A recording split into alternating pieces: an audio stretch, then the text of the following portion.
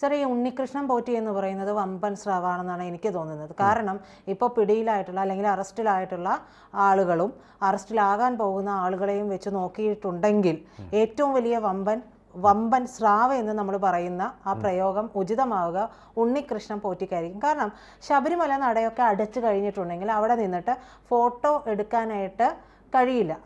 അതിനുള്ള അധികാരം ഒരാൾക്ക് മാത്രമേ ഉള്ളൂ. പക്ഷേ ഇത് ചെയ്തിരിക്കുന്ന ഒരു വ്യക്തി എന്ന് പറയുന്നത് ഉണ്ണികൃഷ്ണൻ പോറ്റി മാത്രമാണ് എന്നുള്ളതാണ്. അപ്പോൾ ഉണ്ണികൃഷ്ണൻ പോറ്റി ഇത്തരത്തിൽ ചെയ്യണമെന്നുണ്ടെങ്കിൽ ഈ ഫോട്ടോ കൃത്യമായി മറ്റാർക്കെങ്കിലും കൊടുക്കാൻ വേണ്ടിയിട്ടാകണം.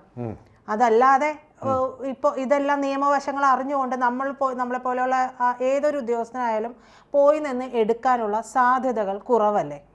അതെ, തീർച്ചയായിട്ടും. ഇപ്പോൾ ഉണ്ണികൃഷ്ണൻ പോറ്റി അദ്ദേഹത്തിൻ്റെ സ്വത്തായിട്ടും കരുതി ശബരിമല എന്നുള്ളതാണ് അതിൻ്റെ സത്യം.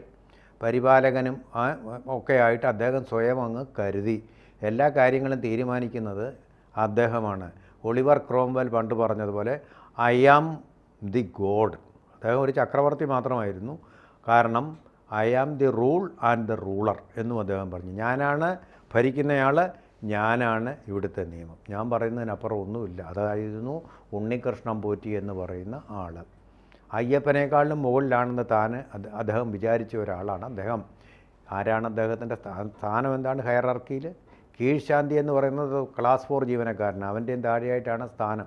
അദ്ദേഹം സഹായിയായിട്ട് എടുക്കുന്ന ഒരാളെയാണ് പരികർമ്മി എന്ന് പറയുന്നത്. ആ പരികർമ്മി എത്രമാത്രം ആകാശത്തോളം ഉയർന്നു നിൽക്കുന്ന ആളാണ് താനെന്ന് വിചാരിച്ചുകൊണ്ട് ആണ് പെരുമാറിയിട്ടുള്ളതെല്ലാം. അദ്ദേഹം പറഞ്ഞാൽ അവിടെ സിംഹാസനങ്ങൾ കിടുങ്ങും. ദേവസ്വം ബോർഡിൻ്റെ സിംഹാസനം മാത്രമല്ല, കേരള മന്ത്രിസഭയുടെ സിംഹാസനങ്ങളിൽ ഇരിക്കുന്ന ദേവസ്വം മന്ത്രി ഒക്കെ ഉൾപ്പെടവർ കിടുങ്ങുമായിരുന്നു.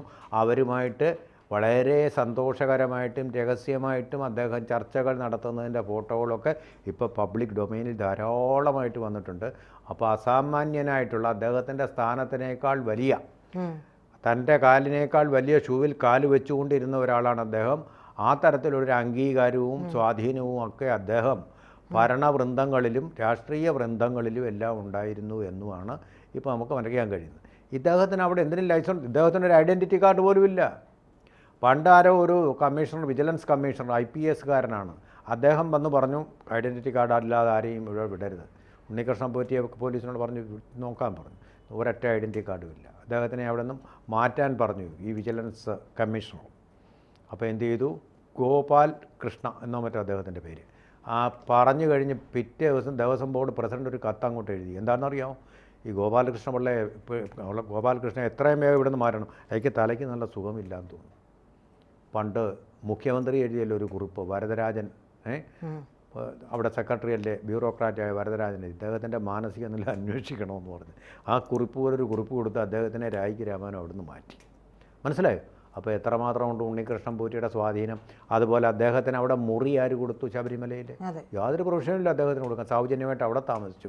പിന്നെ അവിടുത്തെ മുറികളെല്ലാം തന്നെ അവിടെ യാതൊരു രേഖയിലല്ല, അല്ലാതെ ആളുകളെ താമസിച്ച് ഒരു ദിവസത്തേക്ക് കൊടുത്ത ആളിന് പിന്നെ അയാൾ മാറിക്കഴിയുമ്പോൾ അതിൻ്റെ രേഖ കൊടുക്കാതെ രണ്ടാമത്തെ ആളെ കയറ്റി താമസിപ്പിച്ച് ഒരുപാട് പൈസ അങ്ങനെ ഉണ്ടാക്കി. ഈയിടെയാണല്ലോ ഒരു സന്യാസി, ഒരു വ്യാജ സന്യാസിയെ അവിടെ വർഷങ്ങളായിട്ട് കുടിയിരുത്തിയിരിക്കുകയാണ്. അങ്ങനെ യാതൊരു പ്രൊവിഷനും അവിടുത്തെ മാനുവലിലില്ല. അങ്ങനെയൊക്കെ ചെയ്തുകൊണ്ടിരുന്ന സർവത്ര കള്ളത്തരങ്ങൾ നടത്തിക്കൊണ്ടിരുന്ന ഒന്നാണ്. ഈ ഫോട്ടോ എടുത്തതിൻ്റെ കാര്യത്തിലോട്ട് വരാം. അവിടെയാണ് പ്രധാനപ്പെട്ടത്. ഈ ഫോട്ടോ എന്ന് പറയുന്നത് വീട്ടിൽ കൊണ്ടുപോയി കാണിക്കാൻ വേണ്ടിയല്ല, ജയറാമിന് അയച്ചു കൊടുക്കാനും വേണ്ടിയായിരുന്നില്ല, മറ്റാർക്കും അയച്ചു കൊടുക്കാൻ വേണ്ടിയായിരുന്നില്ല. മല്ലേശ്വരത്ത് സ്വന്തം ഫ്ലാറ്റുള്ളതാണ് ഈ ഉണ്ണികൃഷ്ണൻ പോറ്റി. ക്ലാസ് 4 ആരെയുള്ള ജീവനക്കാരൻ. അവൻ്റെ ആസ്തി പിന്നെ എവിടെ നിന്ന് വന്നെന്നാണ് വിചാരം? ഇൻ്റർനാഷണൽ ഫ്രോഡാണ് ഇവൻ. ഇൻ്റർനാഷണൽ മാർക്കറ്റിൽ ഇത് കാണിച്ചുകൊണ്ട് അതിന് വേണ്ടിയിട്ട് ലേലം വിളിക്കുകയായിരുന്നവൻ. കൊട്ടേഷൻ, നമ്മളൊക്കെ നമ്മുടെ എന്തെങ്കിലും പ്രോപ്പർട്ടി ഇതായി ഇങ്ങനെ ഒരു കസേര വിൽക്കാനുണ്ടെന്നും പറഞ്ഞ് നമ്മളിപ്പോൾ ക്ലാസിഫൈഡ് പണ്ടത്തെ പോലെ അഡ്വർടൈസ്മെൻറ്റ് കൊടുക്കാൻ പ്രൊവിഷൻ ഉണ്ടല്ലോ, നമ്മുടെ മൊബൈലിൽ തന്നെ നമുക്ക് ചെയ്യാവുന്നേ ഉള്ളൂ. അങ്ങനെ ചെയ്യുന്നുണ്ടല്ലോ എന്ന് പറഞ്ഞ പോലെ എനിക്കിങ്ങനൊരു സാധനം വിൽക്കാറുണ്ട്, എത്ര രൂപ തരും? ഇതുകൊണ്ടാണ് ആളുകൾ സംശയം ഉന്നയിക്കുന്നത് ഈ പോറ്റിയെ തന്നെ ഈ മഹാഭാവി അടിച്ചു മാറ്റി. അതായത് അന്താരാഷ്ട്ര മാഫിയ സംഘത്തിന്, വിഗ്രഹ മാഫിയ സംഘത്തിന് അത് തന്നെ ആൻറ്റീക്ക്, അതിന് പറയുന്ന ആൻറ്റീക്ക് പ്രോപ്പർട്ടി. അപ്പോൾ ആൻറ്റീക്ക് പ്രോപ്പർട്ടി വരുമ്പോൾ അവിടുത്തെ സ്വർണത്തിനോ അല്ലെങ്കിൽ പഞ്ചലോക വിഗ്രഹത്തിനോ അതിൻ്റെ നമ്മുടെ മാർക്കറ്റിലുള്ള മൂല്യമല്ല ഉള്ളത്. ആൻറ്റീക്ക് പ്രോപ്പർട്ടി എന്ന് പറഞ്ഞാൽ അവിടെ കോടീശ്വരന്മാർ ധാരാളമുണ്ട്.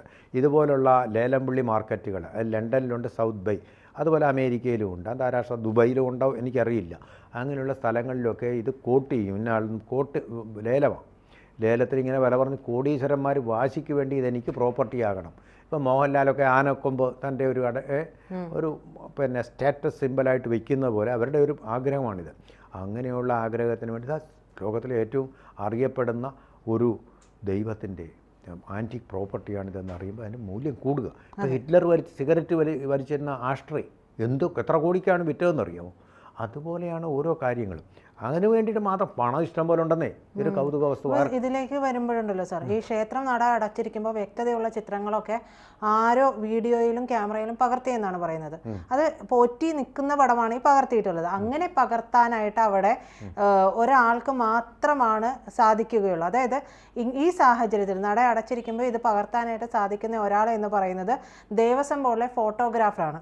അങ്ങനെയെങ്കിൽ ഫോട്ടോഗ്രാഫറിലേക്കും അന്വേഷണം പോകണ്ടേ? എന്തിനു വേണ്ടിയിട്ട് ഫോട്ടോഗ്രാഫറെ അവിടെ ആ സമയത്ത് വിളിച്ചു വരുത്തുന്നു?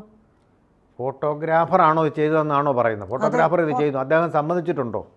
അല്ല പറയുന്നത്. അങ്ങനെ അധികാരമുള്ള ആളല്ല എടുത്തിരിക്കുന്നത്. അതാണ് ഞാൻ പറയുന്നത്. എൻ്റെ വാദം അതല്ല. ഈ ഫോട്ടോഗ്രാഫർ ഇത് കഴിയുമ്പോൾ എങ്ങനെയും പോയാൽ മതി എന്ന് പറഞ്ഞാൽ അയാളങ്ങ് പോകും. ഓഫീഷ്യൽ ഫോട്ടോഗ്രാഫർ PRDയുടെ അവരുടെ ഡ്യൂട്ടിയുടെ ഭാഗമായിട്ടുള്ള ഫോട്ടോകളെ അവരെടുക്കും. അത് കഴിയുമ്പോൾ പോവും. പിന്നെ ഈ ഫോട്ടോ എടുത്തിട്ടുള്ളത് അവിടുത്തെ സർവാധികാരിക്കാരനായിട്ടുള്ള ഉണ്ണികൃഷ്ണൻ പോറ്റി സ്വയം എടുത്തതായിരിക്കും. ആ ഫോട്ടോ രഹസ്യമായിട്ട് ഫോട്ടോഗ്രാഫറെ അറിയിക്കേണ്ട കാര്യം എന്താ? അയാൾക്ക് ഷെയർ കൊടുക്കില്ല. അയാൾ ഇതിലെ ഒരു കക്ഷിയേ അല്ല. മനസ്സിലായില്ലേ? ഫോട്ടോ എടുക്കാൻ നമുക്കിപ്പോൾ ആർക്ക് വേണമെങ്കിലും മൊബൈൽ വെച്ച് ഫോട്ടോ എടുത്താലും മതിയല്ലോ. അതാണ് ഇത്. അപ്പം നിയമവിരുദ്ധമാണ്. തിരുവാഭരണത്തിൻ്റെ കാര്യം ഇതുപോലെ. തിരുവാഭരണം എന്ന് പറയുന്നത് എടുക്കാൻ പാടില്ല ഫോട്ടോ. പിന്നെ ദൂരദർശൻ ആയതുകൊണ്ടും ആദ്യമായിട്ടായതുകൊണ്ടും അവർ സമ്മതിച്ചു തരികയാണ് ചെയ്തിട്ടുള്ളത്. അതിനകത്ത് അതെടുക്കാൻ പാടില്ല എന്നുള്ളതാണ് എൻ്റെ നിയമം. അത് പിന്നെ ഒഫീഷ്യലായിട്ടുള്ളൊരു കാര്യമായതുകൊണ്ടും ദൂരദർശൻ ഗവൺമെൻറ്റിൻ്റെ സ്ഥാപനമായതുകൊണ്ടും മാത്രമാണ് പന്തളത്തെ രാജകുടുംബം ഞങ്ങൾക്കത് അനുവദിച്ചത്. എന്ന് പറയുന്ന പോലെ ഒരു ഇളവാണോ ഉണ്ണികൃഷ്ണൻ പോറ്റിക്ക് കിട്ടിയിരിക്കുന്നത്? അയാളുടെ സ്റ്റാഫ് പോലും അല്ല അയാൾക്കിത് അയാൾ തന്നെയാണ് എടുത്തിരിക്കുന്നത്. ഒഫീഷ്യൽ ഫോട്ടോഗ്രാഫറും ആയിരിക്കില്ല. അവകാശം കൊടുത്തിട്ടുണ്ട്, പക്ഷേ ആവശ്യമുള്ളപ്പോൾ ദേവസ്വം ബോർഡ് പറയുമ്പോഴേ അത് ചെയ്യൂ എന്നുള്ളത് വ്യക്തമാണ്. അല്ല ഉണ്ണികൃഷ്ണൻ പോറ്റി ഇയാളുമായിട്ടൊരു കൊല്യൂഷൻ ഉണ്ടായിരിക്കുന്നതായിട്ടോ അവർ രണ്ടും കൂടി ഇരിക്കുന്നതായിട്ടോ നമ്മൾ ഇതുവരെ ഒരു വാർത്തയോ ഫോട്ടോയോ കണ്ടിട്ടില്ല. അവിടെ സ്ഥിരമായിട്ട് താമസിക്കുന്ന പത്രക്കാരുണ്ട്, അതുപോലെ തന്നെ മാധ്യമപ്രവർത്തകരുണ്ട്, മീഡിയ ചാനലുകളുടെ ആൾക്കാരും ഇപ്പോഴുണ്ട്. അവരാരും ഇത് ശ്രദ്ധയിൽപ്പെട്ടിട്ടില്ല, ആരും പറഞ്ഞും കേട്ടിട്ടില്ല. അപ്പോൾ തീർച്ചയായിട്ടും ഉണ്ണികൃഷ്ണൻ പോറ്റി തന്നെ ചെയ്തതാണ്. ഫോട്ടോയും വീഡിയോയും കാണിച്ചിട്ടാണ് കട്ടളപ്പടിയിലെയും ദ്വാരപാലക ശില്പത്തിന്റെയും സ്വർണം പൂശാനായിട്ട് സ്പോൺസർമാരെ അടക്കം കണ്ടെത്തിയത്. ഈ ഫോട്ടോഗ്രാഫറിലേക്ക് അന്വേഷണം വരുന്നത് എന്താണെന്ന് വെച്ചിട്ടുണ്ടെങ്കിൽ ക്ഷേത്ര നട അടച്ചിരിക്കുമ്പോൾ ചിത്രം എടുക്കാൻ കഴിയുക ഈ വ്യക്തിക്ക് മാത്രമാണ്. അപ്പോൾ ദേവസ്വം പ്രസിഡന്റ് ആയിരിക്കെ PS പ്രശാന്ത് ഇതേ വ്യക്തിയെ സ്പോൺസർമാരുടെ കോർഡിനേഷൻ കൂടി ഏൽപ്പിക്കുകയുണ്ടായി. അതായത് അപ്പോഴാണ് ഫോട്ടോഗ്രാഫറിലേക്ക് അന്വേഷണം പോകുന്നത്. ഇപ്പോഴത്തെ PROയ്ക്കും കോർഡിനേഷന്റെ ചുമതല നൽകിയിട്ടുണ്ട് എന്നാണ് പറയുന്നത്. അപ്പൊ ഈ ഉത്തരവ് ഇപ്പോഴും അതീവ രഹസ്യമായിട്ട് തന്നെയാണ് സൂക്ഷിക്കുന്നത്. അതാണ് മണ്ഡലകാലം കഴിയണമെന്നില്ല. അതിന് മണ്ഡലകാലം കഴിയാതെ തന്നെ നട അടച്ചിരുന്ന അവസരങ്ങളുണ്ടല്ലോ. വെളുപ്പിനെ 4 മണിക്ക് പോയി കഴിഞ്ഞാൽ ഹരിവരാസനം പാടി അടയ്ക്കുന്ന സമയം കഴിഞ്ഞാൽ പിന്നുള്ള സമയമുണ്ടല്ലോ, ആ സമയത്ത് ഫോട്ടോ എടുക്കാം. അങ്ങനെ ഈ ചതിയൻ, ഈ ഫ്രോഡ് എടുത്തിരിക്കുന്ന ഫോട്ടോ ആണ്. അവൻ ഇൻ്റർനാഷണൽ മാർക്കറ്റിലേക്ക് ഇത് വിൽക്കാൻ വേണ്ടിയതാണ്. അതുകൊണ്ടാണ് ഇതൊരു രാഷ്ട്രീയ താല്പര്യം കൂടെ വരുന്നത്. അല്ല അവിടുത്തെ നമ്മുടെ മാർക്കറ്റ് വിലയായിട്ടുള്ള സ്വർണ്ണത്തിൻ്റെ 4 ലക്ഷം രൂപ അതൊന്നുമല്ല. ഈ ദ്വാരപാലക വിഗ്രഹങ്ങൾ ഇതാ ഇവിടെ ശബരിമല എന്ന് പറയുന്ന ഏൻഷ്യൻ്റ് ആയിട്ടുള്ള ക്ഷേത്രത്തിലിതാണ് എന്ന് പറയുമ്പോൾ അവർക്ക് വലിയ വാല്യൂ വേണം. ആൻറ്റിക് മാർക്കറ്റിലെ ഇങ്ങനെയുള്ള സെയിൽസ് നടക്കുന്ന മാർക്കറ്റ് വലിയ വാല്യൂ, കോടാനുകോടി ഡോളറുകളുടെ വാല്യൂമാണ്. അതാണ് ഇതിൻ്റെ മൂല്യം എന്ന് പറയുന്നത്. അതിനു വേണ്ടിയിട്ടാണ് കനകം മൂലം കാമിനി മൂലം എന്ന് പറയുന്നത്. കനകം, ആ കനകത്തിന് വേണ്ടിയുള്ള കലഹമാണ് നമ്മളിപ്പോൾ കണ്ടുകൊണ്ടിരിക്കുന്നത്. കൂടുതൽ വാർത്തകളും വിശേഷങ്ങളും നിങ്ങളിലേക്ക് എത്താൻ ABC മലയാളം സബ്സ്ക്രൈബ് ചെയ്യുക, ബെൽബട്ടനും അമർത്തുക.